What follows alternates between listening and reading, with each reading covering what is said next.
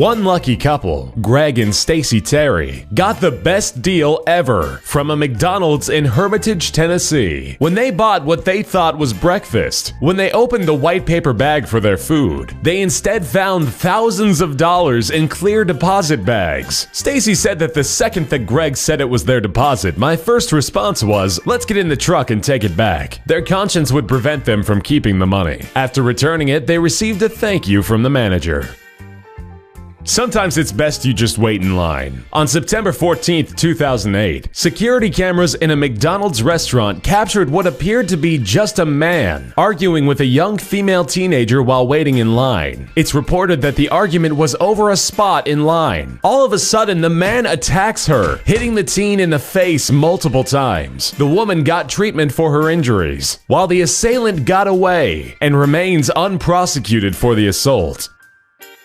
Some people like bacon. Some people really like bacon. Shanika Torres definitely falls into the latter category. In February 2014, Shanika and an unnamed female friend ordered a couple bacon cheeseburgers from a McDonald's in Grand Rapids, Michigan. As they began eating their burgers, they noticed they had no bacon. After calling and complaining to the manager, they were told they could get free replacements next time. Returning later that night for their free bacon cheeseburgers, they again got regular cheeseburgers. Shanika was so enraged to the point that she pulled out a pistol and fired it through the drive-thru window, luckily not hitting anyone. She would be arrested shortly thereafter at her home.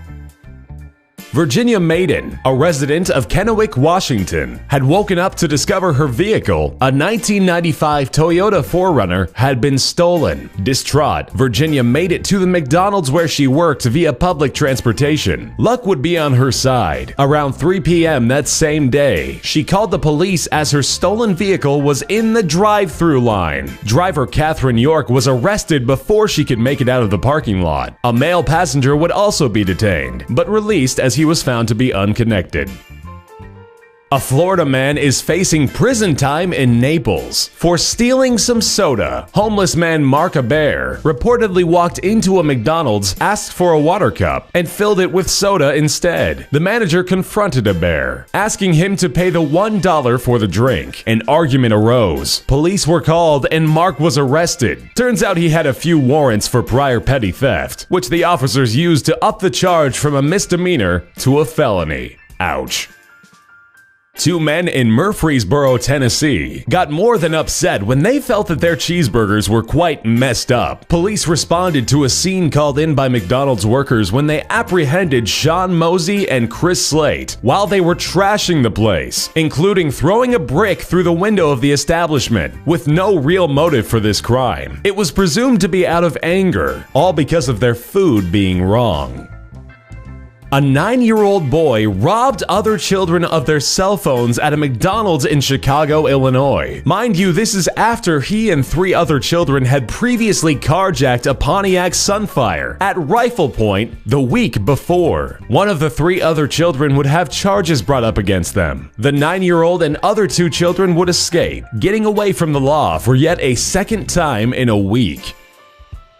A McDonald's worker in Pittsburgh, Pennsylvania, was arrested for selling heroin through the drive-thru window inside Happy Meals, with the established secret phrase, "I'd like to order a toy." Police were able to make the arrest of Shania Dennis at the McDonald's while she was working both her jobs. Investigations would lead to the discovery of 10 bags of the drug in the Happy Meals, and 50 more on Shania herself.